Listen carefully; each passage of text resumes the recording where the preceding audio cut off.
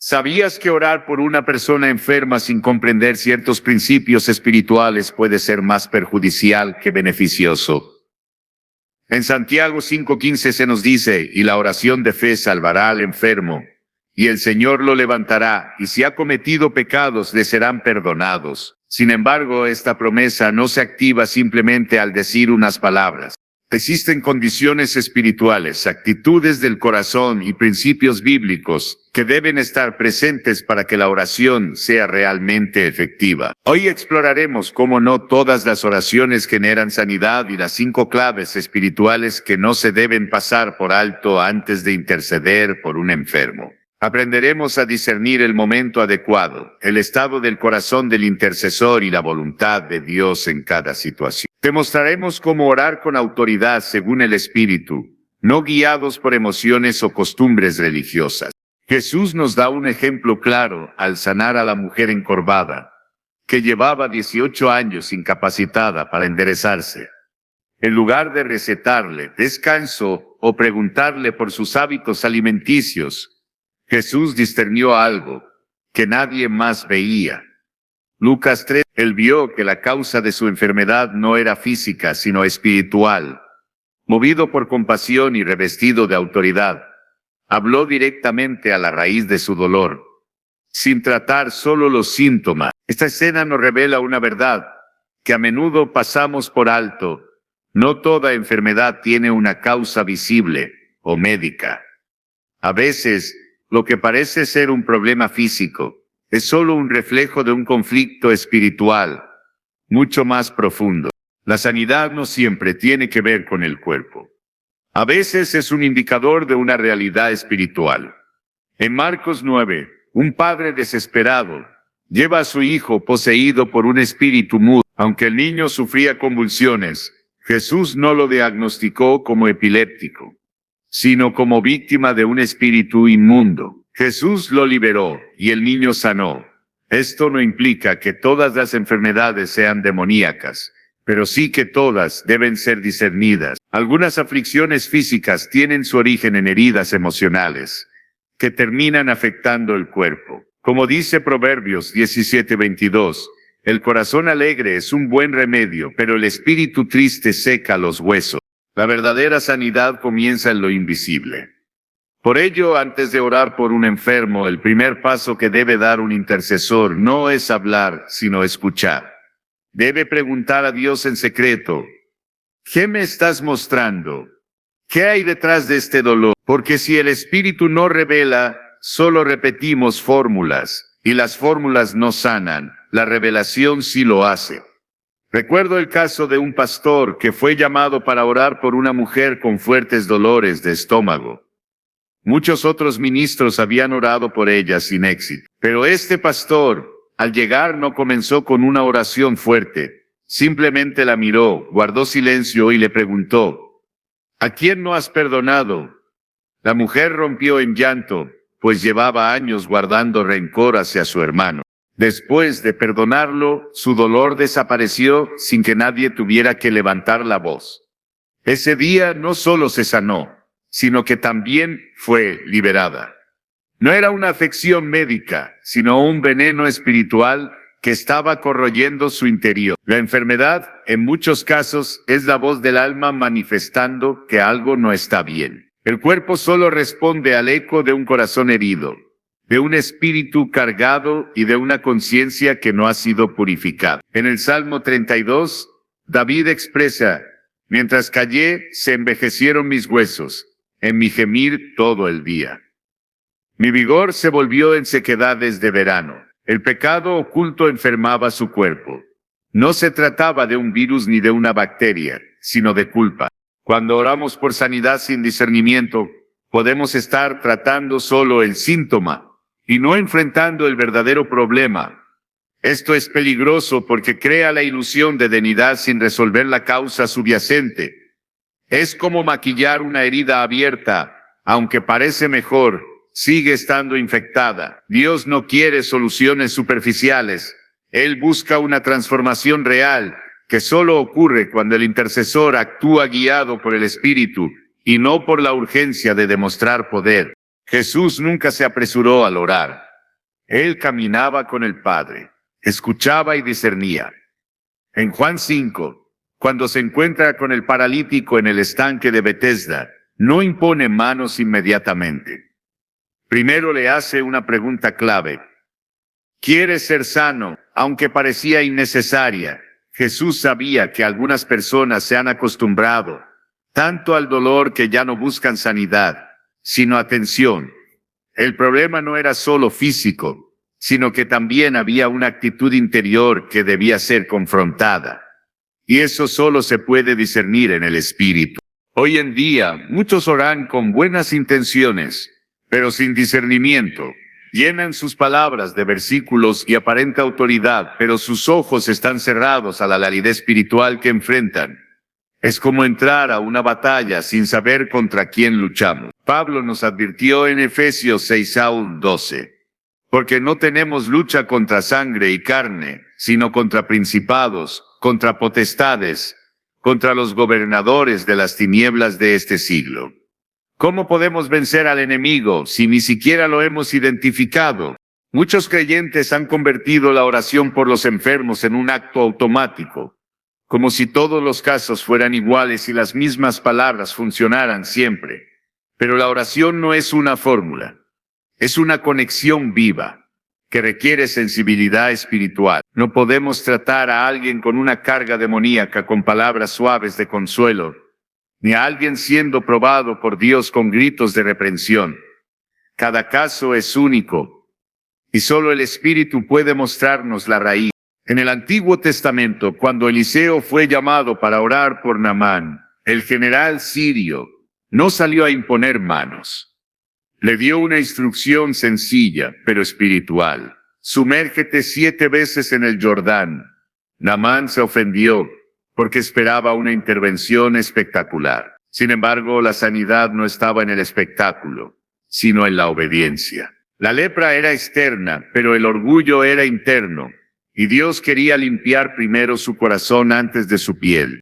El discernimiento es esencial. Sin él podrías orar 1000 veces sin que pase nada.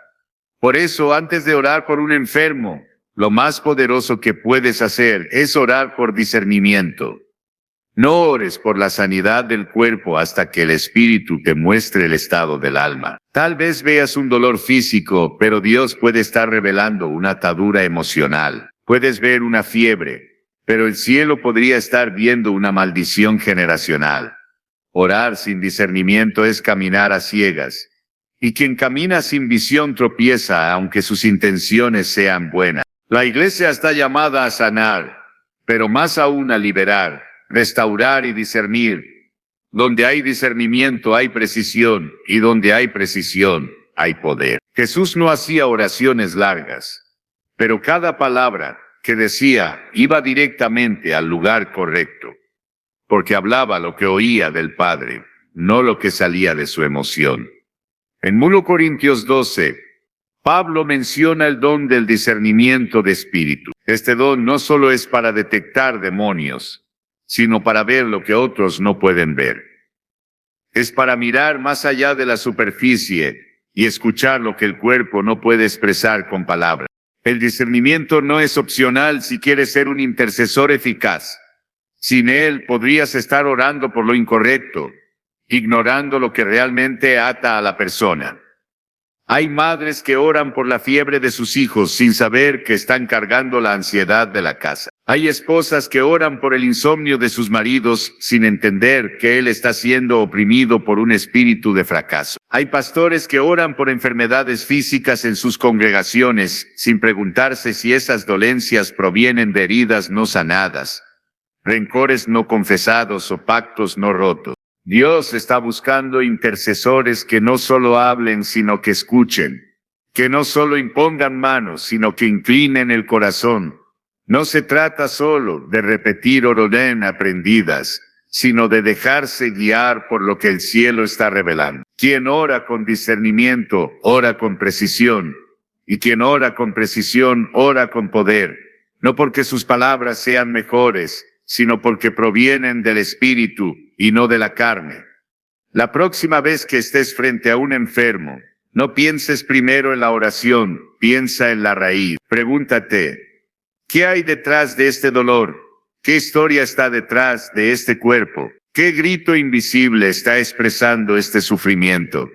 Y luego, ora, no antes. Porque cuando oras desde la revelación, lo invisible se hace visible, lo oculto se expone, y la verdadera sanidad comienza no desde la piel, sino desde el espíritu. Cuando Jesús caminaba entre las multitudes, no todos recibían sanidad, aunque la necesidad era evidente. El poder no se manifestaba indiscriminadamente. En Mateo 11:58 se dice claramente, y no hizo allí muchos milagros a causa de la incredulidad de ellos. Estas palabras revelan una verdad profunda. No basta con tener necesidad, ni clamar con fervor. El milagro no responde al volumen de la petición, sino a la sustancia de la fe. En ese acto de fe no solo importa la fe del enfermo, sino también la del intercesor. Existen oraciones que no alcanzan su objetivo, porque fueron pronunciadas con dudas. Hay cuerpos que no se restauran porque fueron tocados por manos inseguras. En el mundo espiritual, la fe no es solo una emoción, es una llave. Si esa llave no gira con certeza, la puerta no se abre. La Escritura nos dice que la fe es esencial para ver el poder de Dios en acción. Hebreos 11:6 afirma, pero sin fe es imposible agradar a Dios. Porque es necesario que el que se acerca a Dios crea que le hay y que es galardonador de los que le buscan. Este principio se aplica especialmente cuando oramos por sanidad. En esos momentos estamos desafiando lo visible con lo invisible, enfrentando lo natural con lo eterno. Si quien ora duda, toda la autoridad espiritual se disuelve. Jesús enseñó en Marcos 11:23, de cierto os digo que cualquiera que dijere a este monte, quítate y échate en el mar, y no dudar en su corazón, sino creyere que será hecho lo que dice, lo que diga le será hecho. Esta afirmación no es una metáfora optimista, sino una ley espiritual. La fe verdadera no es un pensamiento positivo, sino una convicción nacida del Espíritu, arraigada en la palabra y sostenida por la obediencia. Cuando un creyente ora por un enfermo sin fe, no solo compromete la eficacia de su intercesión, sino que también altera la atmósfera espiritual. Donde hay duda, hay confusión. Donde hay inseguridad, hay debilidad. Y donde hay debilidad, el enemigo se infiltra. Santiago 1:6 advierte, pero pida con fe, no dudando nada, porque el que duda es semejante a la onda del mar, que es arrastrada por el viento y echada de una parte a otra. No piense, pues, quien tal haga que recibirá cosa alguna del Señor. Este es el diagnóstico divino sobre la oración sin certeza. No hay doble vía, o se cree o no se recibe. Por eso, antes de orar por otro, es necesario examinar la condición de nuestra propia fe. No basta con saber lo que dice la Escritura, hay que creerlo con todo el corazón. No basta con repetir lo que se ha oído, hay que estar convencido en lo más profundo del alma. En Mateo 8:13, Jesús le dijo al centurión, ve y como creíste sea hecho. El milagro ocurrió conforme a su fe, no conforme a su necesidad, porque la fe mueve el cielo, no el clamor desesperado. Si el intercesor no está alineado con esta verdad, sus palabras serán ecos vacíos, sin peso espiritual, sin respaldo eterno. La fe del que ora tiene el poder de activar lo que está dormido en el otro. En Marcos 2, 4 hombres llevaron a un paralítico hasta Jesús. No fue la fe del enfermo la que se destacó, sino la de ellos. El texto dice, al ver Jesús la fe de ellos, dijo al paralítico, hijo, tus pecados te son perdonados. Aquí se revela un misterio celestial. La fe de uno puede abrir el cielo para otro. Pero esto no ocurre por simple optimismo. Ocurre cuando esa fe ha sido cultivada, purificada y aferrada a la palabra con firmeza. El problema es que muchos oran sin estar convencidos de que algo sucederá. Hablan por compromiso, no por convicción. Y eso, lejos de traer vida, genera vacío, porque el poder no radica en las palabras por sí mismas, sino en la fe que las respalda. En Romanos 4 se describe la fe de Abraham, quien creyó en esperanza contra esperanza, y no se debilitó en la fe al considerar su cuerpo ya muerto. Romanos 4:19. Él no negó la realidad, pero tampoco se sometió a él. Esta es la actitud de quien ora por sanidad con fe genuina. Reconoce lo que ve, pero no lo declara como definitivo. Afirma lo que el cielo ha dicho, aunque la tierra aún no lo muestre. Orar con fe no es solo confiar en que Dios puede sanar, sino estar convencido de que Él tiene el poder para hacerlo aquí y ahora, conforme a su voluntad.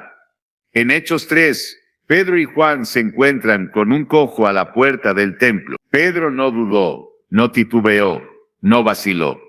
Dijo con seguridad: no tengo plata ni oro, pero lo que tengo te doy.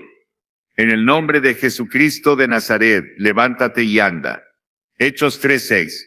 Su fe era activa, tangible, presente, y esa certeza produjo el milagro. El cojo no se levantó por la fuerza de la frase, sino por la autoridad con la que fue pronunciada, respaldada por una fe viva.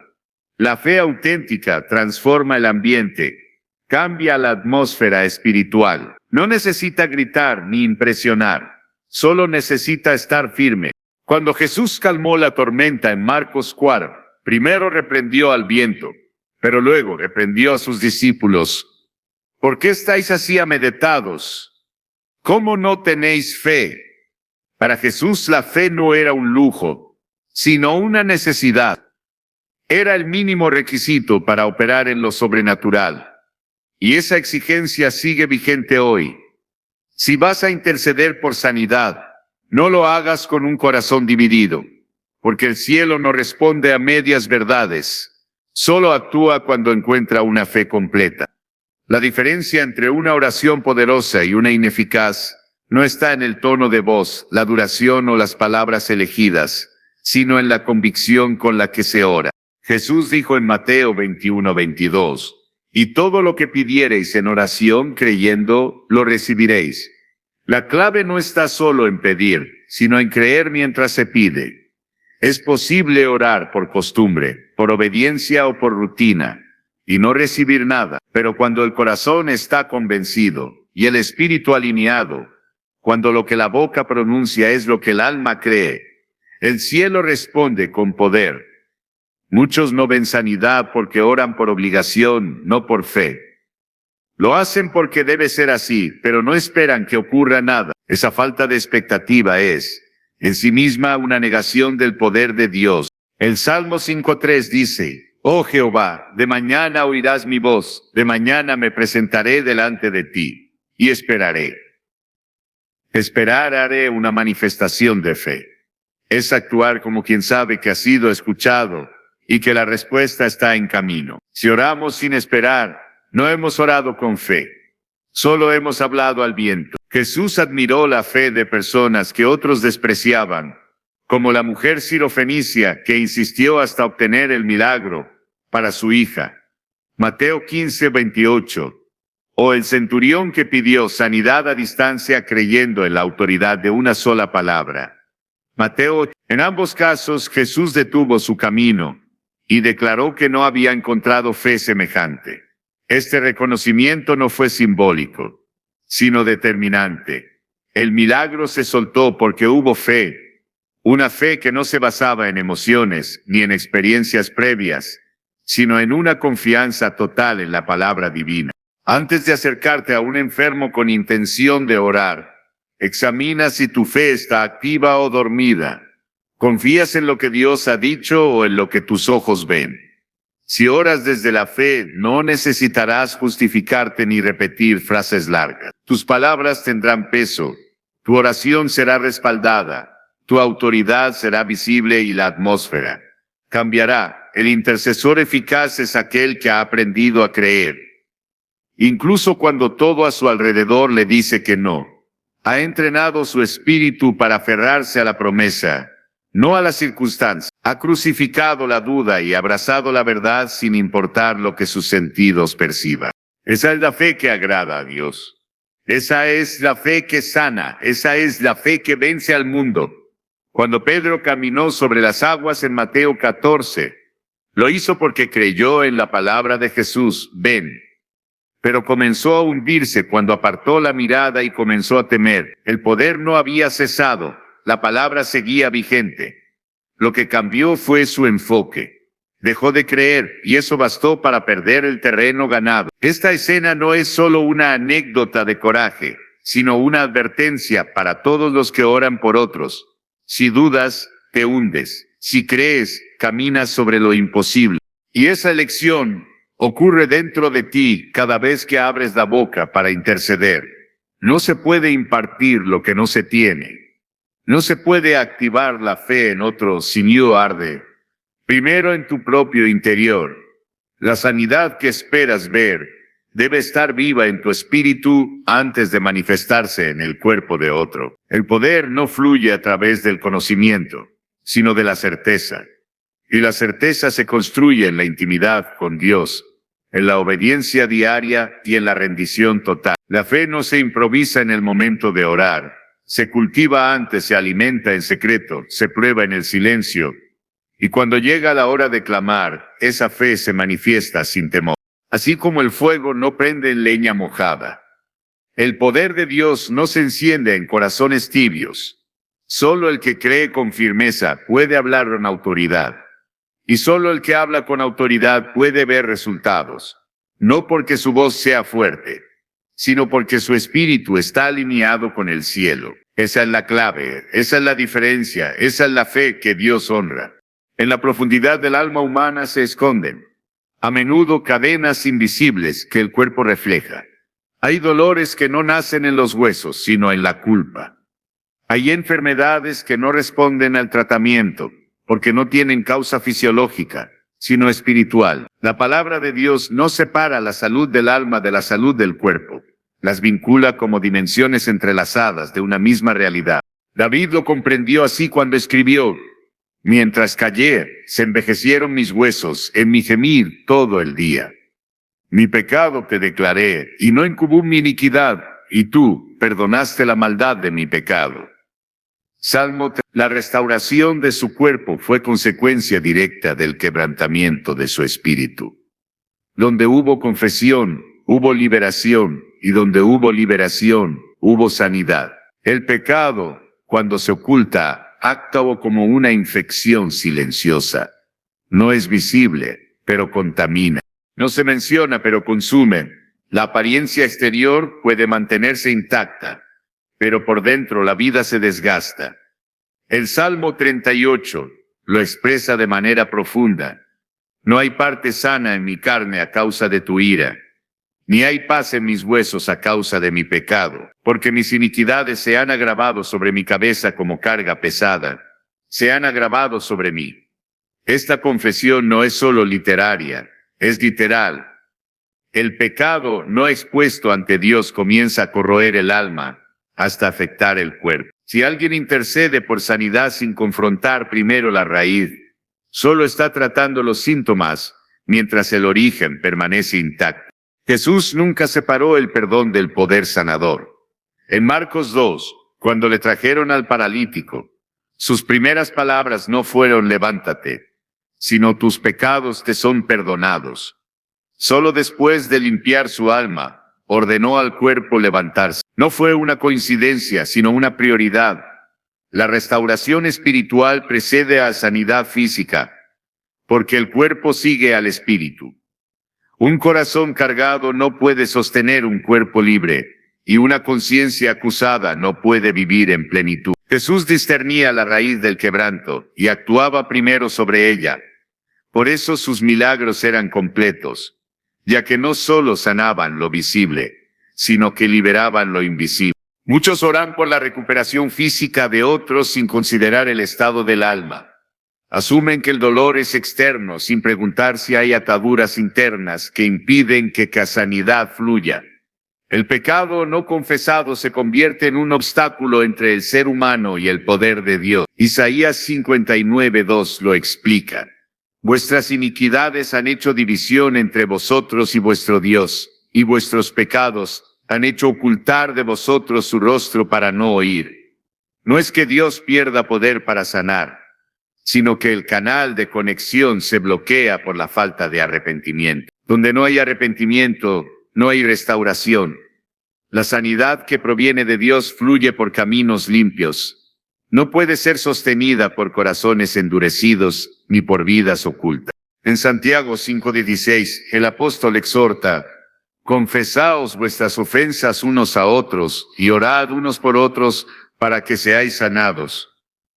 Aquí se establece una secuencia espiritual que no se puede ignorar. Primero viene la confesión, luego la intercesión y entonces la sanidad. Si se invierte este orden, se pierde eficacia porque Dios honra la verdad, no la apariencia. Él no responde a lo que se dice en público, sino a lo que se rinde en lo secreto.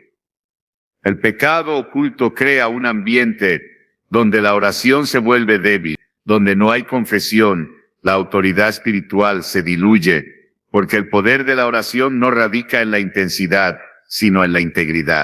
En Juan 9:31 se afirma: y sabemos que Dios no oye a los pecadores, pero si alguno es temeroso de Dios y hace su voluntad, a ese oye. La disposición a confesar y abandonar el pecado es esencial para la sanidad, no como una condición para merecerla, sino como una apertura que permite que la gracia fluya sin obstáculos. Jesús sanaba desde una visión integral del ser humano. No curaba las heridas físicas, ignorando el estado del alma. No separaba el espíritu del cuerpo.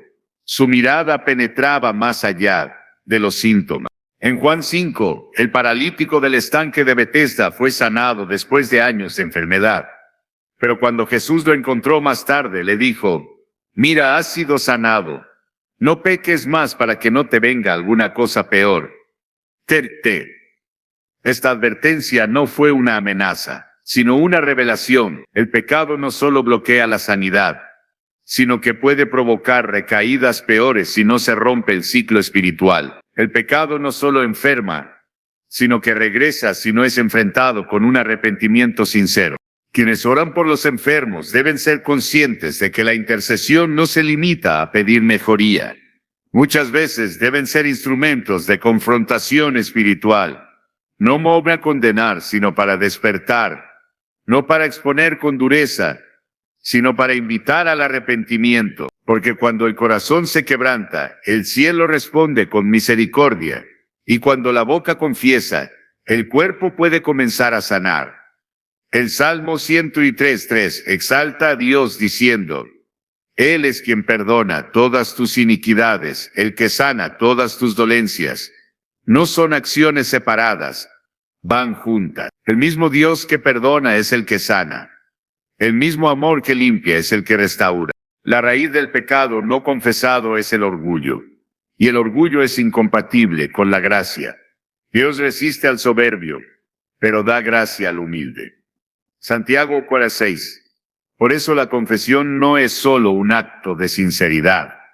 Es una llave que abre el acceso a los milagros. Mientras el alma se resista a reconocer su error, el cuerpo seguirá cargando las consecuencias. Lo que se calla en el espíritu se grita en la carne. Si el intercesor no guía al enfermo a una evaluación de su vida interior, estará ignorando un principio fundamental del reino. No se trata de buscar culpas donde no las hay, sino de tener la sensibilidad espiritual para percibir cuando una enfermedad es reflejo de un conflicto no resuelto con Dios. En 1 Corintios 11, Pablo advierte a la iglesia sobre los peligros de tomar la cena del Señor sin discernimiento, por lo cual hay muchos enfermos y debilitados entre vosotros y muchos duermen. El pecado, cuando permanece oculto, actúa como una infección silenciosa. No se ve, pero contamina. No se menciona, pero consume. Aunque la apariencia exterior permanezca intacta, por dentro la vida se va desgastando.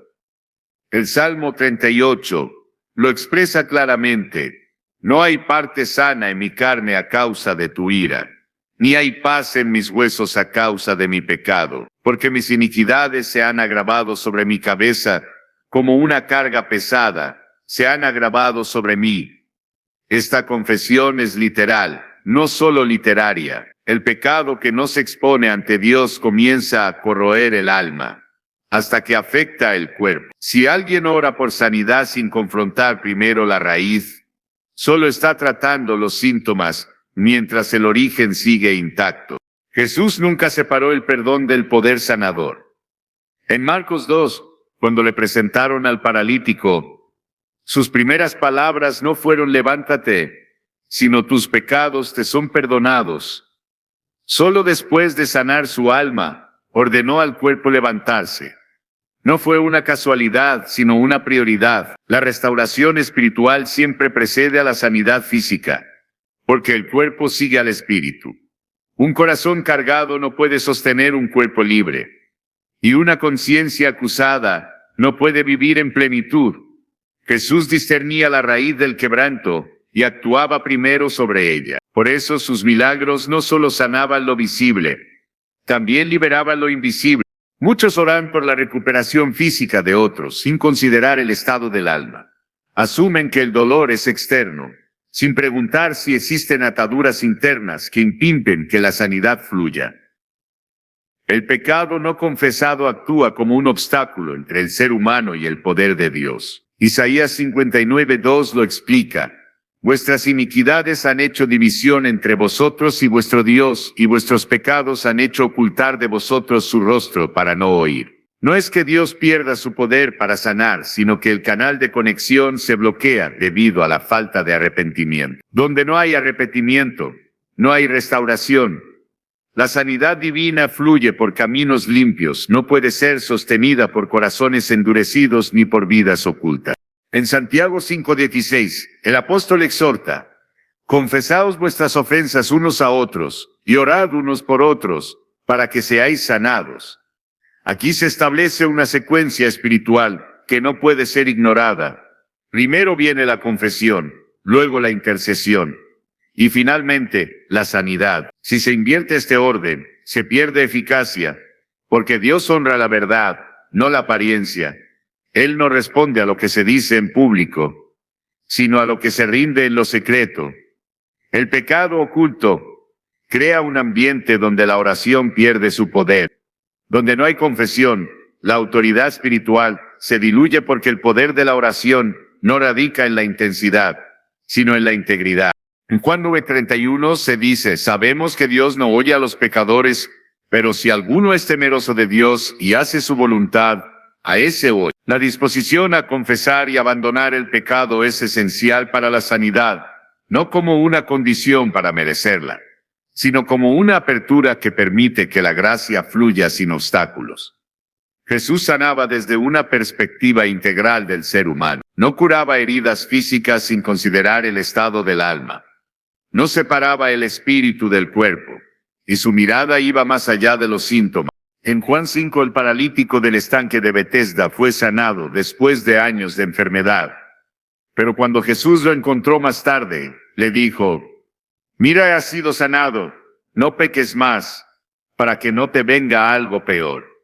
Esta advertencia no fue una amenaza, sino una revelación. El pecado no solo bloquea la sanidad, sino que puede traer recaídas peores, si no se rompe el ciclo espiritual. El pecado no solo enferma, sino que regresa si no se enfrenta con un arrepentimiento sincero. Los que oran por los enfermos deben ser conscientes de que la intercesión no se limita solo a pedir mejoría. Muchas veces deben ser instrumentos de confrontación espiritual, no para condenar, sino para despertar, no para exponer con dureza, sino para invitar al arrepentimiento. Porque cuando el corazón se quebranta, el cielo responde con misericordia, y cuando la boca confiesa, el cuerpo puede comenzar a sanar. El Salmo 23 exalta a Dios diciendo, Él es quien perdona todas tus iniquidades, el que sana todas tus dolencias. No son acciones separadas, van juntas. El mismo Dios que perdona es el que sana. El mismo amor que limpia es el que restaura. La raíz del pecado no confesado es el orgullo. y el orgullo es incompatible con la gracia. Dios resiste al soberbio, pero da gracia al humilde. Santiago 4:6. Por eso la confesión no es solo un acto de sinceridad, es una llave que abre el acceso a los milagros. Mientras el alma se resista a reconocer su error, el cuerpo seguirá cargando las consecuencias. Lo que se calla en el espíritu se grita en la carne. Si el intercesor no guía al enfermo a una evaluación de su vida interior, estará ignorando un principio fundamental del reino. No se trata de buscar culpas donde no las hay, sino de tener la sensibilidad espiritual para percibir cuando una enfermedad es reflejo de un conflicto no resuelto con Dios. En 1 Corintios 11, Pablo advierte a la iglesia sobre los peligros de tomar la cena del Señor sin discernimiento. Por lo cual hay muchos enfermos y debilitados entre vosotros, y muchos duermen. Esa es la actitud que debe preceder a toda oración por sanidad, porque la oración que cambia lo externo debe nacer de un corazón sometido internamente. Quien no se ha ejercitado en el conocimiento de la voluntad de Dios fácilmente confunde deseo con dirección, quiere que el enfermo se levante y cree que eso basta para que el milagro ocurra. Pero las Escrituras enseñan que esta es la confianza que tenemos en Él, que si pedimos alguna cosa conforme a su voluntad, Él nos oye. Juan 5:14. La eficacia de la oración no está en la fuerza con la que se clama, sino en la coherencia con el deseo de Dios. Y ese deseo no siempre coincide con nuestras emociones. Hay ocasiones en las que el Señor decide glorificarse a través de la espera, donde su respuesta no es un sí inmediato, sino un proceso largo en el que la fe se forma, la esperanza madura y el carácter se purifica.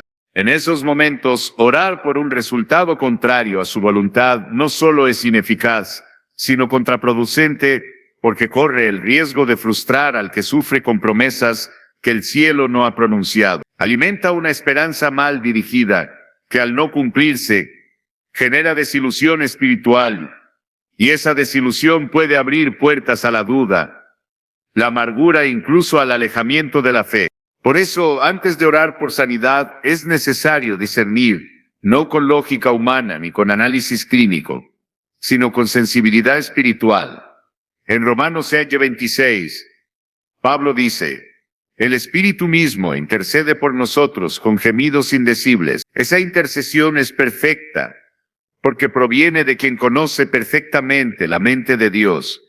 Cuando el creyente se alinea con esa voz interior, comienza a orar no desde la carne, sino desde el Espíritu, no desde la urgencia, sino desde la obediencia. Y es allí donde la oración encuentra su verdadera fuerza.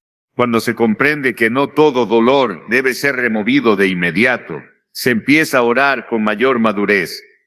La súplica ya no se convierte en un intento desesperado por evitar el sufrimiento, sino en una búsqueda sincera de propósito en medio del proceso. Y esa actitud agrada al cielo porque reconoce que la sanidad no siempre es el objetivo.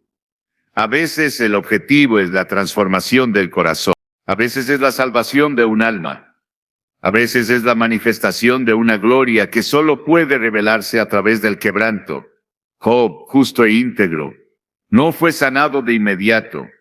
Su proceso fue extenso, su dolor profundo, su pérdida inmensa, pero en medio de todo, su fe no se extinguió. Al final el Señor lo restauró con creces, no porque Job lo exigió, sino porque Dios en su soberanía determinó que era el momento de restauración. Esa restauración fue completa, no solo física, sino espiritual, emocional y relacional, y se dio en el tiempo perfecto de Dios, no en el momento que el dolor lo demandaba. Orar por otro con esta comprensión es orar con sabiduría, es interceder con conciencia de que se están tratando los planes eternos de Dios, no los caprichos del momento. Cuando Elías oró para que no lloviera, y luego oró para que la lluvia volviera, no lo hizo por impulso, lo hizo porque conocía el corazón de Dios, porque había recibido dirección, porque su oración no era un intento de mostrar poder, sino una respuesta a una instrucción divina.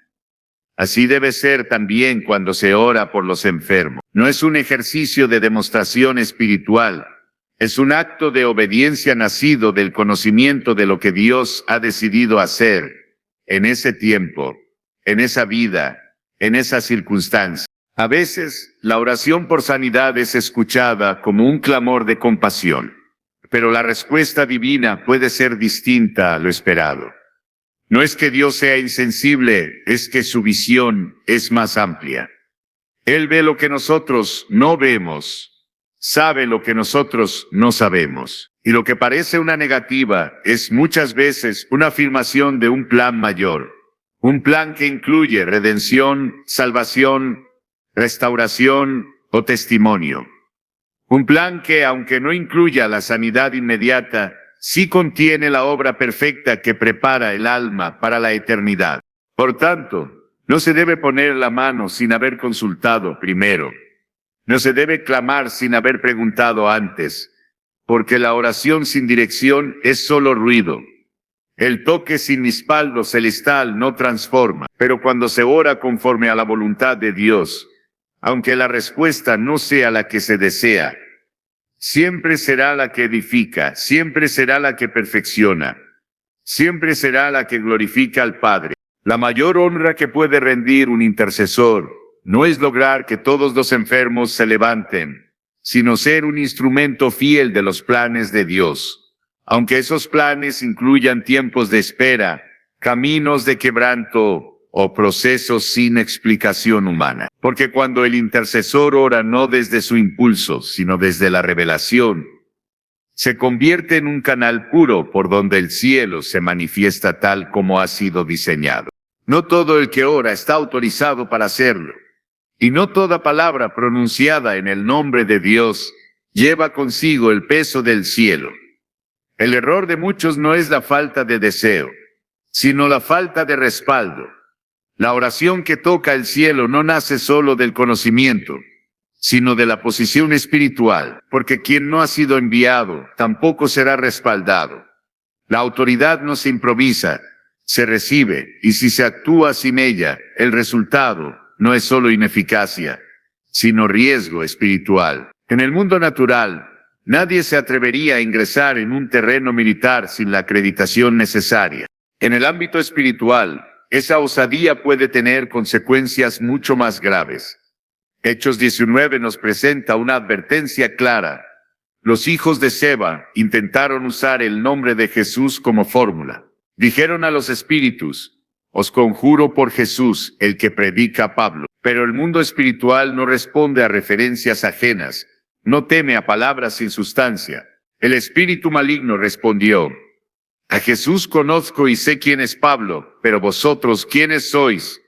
El resultado fue una humillación pública. Aquellos hombres fueron heridos y despojados, no por falta de volumen en su voz, sino por falta de legitimidad espiritual. El nombre de Jesús no es un talismán, es una llave sagrada que solo opera en manos de quienes viven bajo su autoridad. La autoridad espiritual no se encuentra en lo externo, no se manifiesta por el título, la experiencia o la posición eclesiástica. Se reconoce por la obediencia. En Mateo 8 el centurión entendió este principio al decir: porque también yo soy hombre bajo autoridad y tengo bajo mis órdenes soldados. Jesús se maravilló, no porque el hombre tuviera poder, sino porque entendía que la verdadera autoridad no nace del que manda, sino del que primero se somete. Solo quien vive bajo el gobierno de Dios puede ejercer autoridad en su nombre, y solo quien ha sido procesado por el fuego del cielo puede hablar con un peso que sacude el mundo invisible. Quien se atreve a orar por los enfermos debe saber que está entrando en una zona de combate. La enfermedad en muchos casos es una manifestación de guerra espiritual. Presentarse en ese campo sin la armadura de la justicia, sin la cobertura de la santidad y sin la asignación del Espíritu, es jugar con fuego. Efesios 6 lo deja claro: vestíos de toda la armadura de Dios para que podáis estar firmes contra las acechanzas del diablo. Orar sin esa armadura no solo es imprudente, sino que invita al enemigo a contraatacar. El mundo espiritual reconoce inmediatamente quién tiene derecho a hablar en nombre del Rey y quién solo repite frases aprendidas. El ministerio de sanidad requiere una vida consagrada. no porque el milagro dependa de la perfección del intercesor, sino porque la autoridad se construye en el altar. El que no ora en lo secreto no puede pretender eficacia en lo público. El que no se somete a la disciplina del Espíritu no tiene la sustancia para enfrentar las tinieblas. Santiago 5:16 dice: la oración eficaz del justo puede mucho. No dice que la oración intensa o emocional puede mucho, sino la del justo. La justicia no es una declaración externa, es una realidad interna, el fruto de una vida alineada con los mandamientos de Dios. Sin ese alineamiento, la voz se convierte en ruido y el toque en formalidad vacía. No se trata solo de saber que Dios puede sanar, se trata de vivir de tal manera que el poder de Dios fluya sin obstáculos. La autoridad espiritual no se manifiesta por accidente, sino como resultado de una comunión profunda, una obediencia inquebrantable y una vida rendida. Moisés hablaba cara a cara con Dios y su rostro resplandecía. Esa luz no era mística, sino evidencia de una autoridad que no dependía de su habilidad, sino de su intimidad. Hoy muchos buscan resultados sin relación, poder sin proceso, manifestación sin santificación, y por eso sus oraciones no penetran, sus palabras no transforman, y sus actos no liberan. El nombre de Jesús solo tiene peso en labios que han sido santificados. Cuando Pedro y Juan sanaron al cojo en la puerta del templo, lo hicieron desde una posición de autoridad legítima. No dijeron intentaremos sanarte, sino en el nombre de Jesucristo de Nazaret, levántate y anda. Esa declaración tenía el respaldo del cielo, porque sus vidas estaban escondidas en Cristo. La autoridad no estaba en la fórmula, sino en la fuente. Ellos no eran repetidores de frases, eran canales por donde el poder fluía sin resistencia. Quien vive en desobediencia pierde autoridad espiritual. El pecado no confesado corta el fluir. La doble vida contamina la unción. Y cuando esas manos, contaminadas por lo oculto, se extienden sobre otro para orar, no hay impacto espiritual, solo gesto humano. Dios no respalda a quien lo representa mal. Y aunque su misericordia pueda tocar al enfermo, el intercesor quedará vacío. Porque la fuente de la autoridad no está en el acto de orar, sino en la vida detrás de esa oración. Una vida de verdad, una vida de entrega, una vida de renuncia. No basta con querer ayudar, no es suficiente tener compasión. Si no hay autoridad, no hay victoria. El enemigo no retrocede ante el entusiasmo, retrocede ante la presencia, y esa presencia no se improvisa, se cultiva, se guarda, se protege. La autoridad espiritual no se construye con gritos, sino con santidad. No se mantiene con fama, sino con obediencia. No se demuestra con resultados, sino con fidelidad. Y cuando esa fidelidad es continua, la autoridad se vuelve evidente, no porque se proclame, sino porque se reconoce. En el ámbito del reino no hay atajos para ejercer autoridad, no hay fórmulas secretas. Hay una sola vía: morir a uno mismo para que Cristo viva. Esa es la cruz que todo intercesor debe cargar. Y desde ese lugar de rendición, la voz comienza a adquirir peso eterno. El Espíritu Santo no se manifiesta por obligación, sino por invitación. Y esa invitación es aceptada cuando el corazón está limpio. La intención es pura y la vida refleja al Hijo. Cuando alguien ora sin autoridad, expone su debilidad al enemigo. Pero cuando alguien ora desde una posición legítima, el mundo espiritual responde. Los demonios huyen, las enfermedades ceden, el poder se manifiesta, no porque el hombre sea especial, sino porque ha sido encontrado fiel. Esa fidelidad es el sello que respalda cada palabra pronunciada. Y cuando se ora desde ese lugar, no hay resistencia que no se quiebre ni oscuridad que no retroceda. La autoridad no se negocia, no se delega por simpatía, se reconoce por fruto. Jesús dijo: por sus frutos los conoceréis. La oración eficaz no es cuestión de volumen, sino de posición. Y si esa posición está firme en Cristo, cada palabra será espada, Cada frase será semilla, cada clamor será fuego. Pero si no hay autoridad, todo será intento. Y el reino no avanza con intentos, avanza con fuego, con verdad, con autoridad legítima. Jesús nunca oró por los enfermos para demostrar poder. Cada sanidad fue el resultado de una compasión profunda, no de un deseo de reconocimiento. En Mateo 14 leemos: y saliendo Jesús vio una gran multitud y tuvo compasión de ellos, y sanó a los que de ellos estaban enfermos. La sanidad fluyó porque su corazón estaba conmovido, no porque buscara aprobación, no esperaba aplausos. Su motivación era el dolor de los otros, no la validación personal. Esta es la diferencia entre una oración que toca el cielo y otra que solo llena el espacio. La primera nace del amor genuino, la segunda del ego disfrazado. La compasión no es un sentimiento pasajero, es un reflejo del carácter de Dios. Cuando Jesús vio a las multitudes desamparadas, su reacción no fue estratégica, fue emocionalmente santa. En Marcos 1, un leproso se acercó suplicando ser limpiado. El texto dice que Jesús, movido a compasión, extendió la mano. No lo hizo para probar autoridad, no lo hizo para callar a sus críticos. Lo hizo porque su naturaleza es sanar desde el amor. Por eso, cualquier oración por sanidad que no esté impregnada de compasión carece de la sustancia que hace que el cielo se mueva. Muchos oran por los enfermos para ser vistos. Otros lo hacen para mantener una imagen. Pero la verdadera intercesión nunca es un espectáculo. Es un sacrificio. No busca la atención de los hombres, sino el alivio de los que sufren. En Mateo 6:5 Jesús advirtió: cuando ores no seas como los hipócritas, porque ellos aman el orar en pie en las sinagogas y en las esquinas de las calles, para ser vistos por los hombres. Esta advertencia sigue vigente para quienes imponen manos más por la cámara que por la cruz. Cuando el corazón se mueve por el protagonismo, el poder se detiene. La oración eficaz nace del quebranto, no de la autosuficiencia. No hay lugar para la vanagloria cuando se clama desde las entrañas por la vida de otro.